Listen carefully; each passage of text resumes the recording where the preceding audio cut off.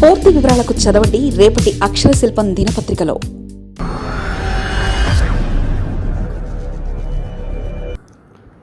లోకేష్ అధినాయకుడు కావాలని టీడీపీతో పాటు వైసీపీలో కూడా. లోకేష్ నాయకత్వం జగన్కు లాభమట. వైసీపీ అధినేత వైఎస్ జగన్ అంచనాలవే. వచ్చే ఎన్నికల్లో అధికారం తమదేనని, రాజకీయాల్లో ఎప్పుడూ అవతల రాజకీయ పార్టీని ఓడించాలనేదే యువతల రాజకీయ పార్టీలకు ఉంటుంది. అధికార పార్టీని గద్దెదించి ప్రతిపక్ష పార్టీలు గద్దెనెక్కాలని అనుకుంటాయి. ఇది ప్రతి ప్రాంతంలో ఉండే రాజకీయ తతంగమే.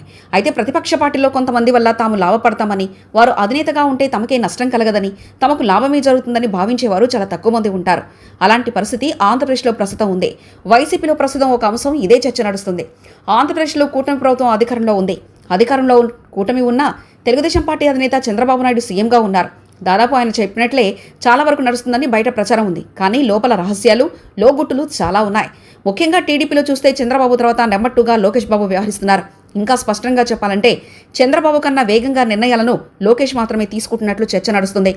లోకేష్ అధినేతగా, తర్వాత రాజకీయంగా టీడీపీకి పూర్తిస్థాయి అధినేతగా ఆవిర్భవించాలని ఇప్పటికే నిర్ణయం జరిగిపోతుంది. ఈ క్రమంలో ఆయన నాయకత్వంపై టీడీపీలో బలంగా నమ్మకం నడుస్తుంది. యువనేతగా, యువరక్తంగా ఆయనను ఎంచుకునేవారు చాలా ఎక్కువ మంది ఉన్నారు. టీడీపీలో ఇలా ఉండడం అనేది సహజమే. లోకేష్కు సపోర్ట్ చేసే వాళ్ళు ఎక్కువగా ఉండడం అనేది చాలా వరకు ప్లస్ పాయింట్. కానీ వైఎస్ కాంగ్రెస్ పార్టీలో కూడా సేమ్ టు సేమ్ లోకేష్ అధినాయకుడు కావాలని కోరుకుంటున్న వారు ఎక్కువ మందే ఉన్నారు.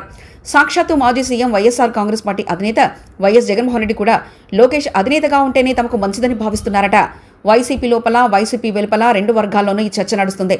తమ అధినేత సాక్షాత్తు ఇలాంటి మాట చెప్పడంతో వైసీపీ నేతల్లో కూడా ఇది నిజమేనని ఫీలింగ్ కలుగుతుంది.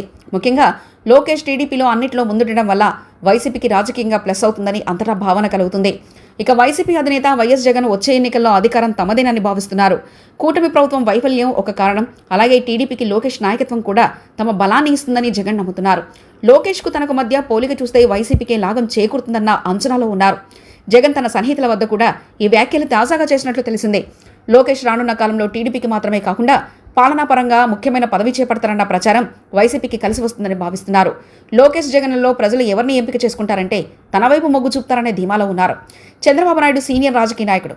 ఆయనకు 4.5 దశాబ్దాల రాజకీయ అనుభవం ఉంది. లోకేష్కు అది లేదు. 2 సార్లు మాత్రమే మంత్రిగా పనిచేశారు. ఒకసారి ప్రత్యక్ష ఎన్నికల్లో గెలవకపోయినా ఎమ్మెల్సీ అయి మంత్రి అయ్యారు.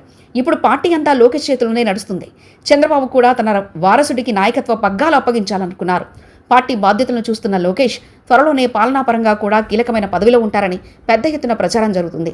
అందుకే జగన్ ఈసారి ఎన్నికల్లో తనకు ప్రజలు మద్దతిచ్చే అవకాశాలున్నాయని, చంద్రబాబు అయితే కొంత ఆలోచనలో ఉండేవారని, కానీ లోకేష్ అయితే బిందాస్గా గెలిచేందుకు ఛాన్స్ ఉంటుందని నేతల వద్ద ప్రస్తావించినట్లు తెలిసింది.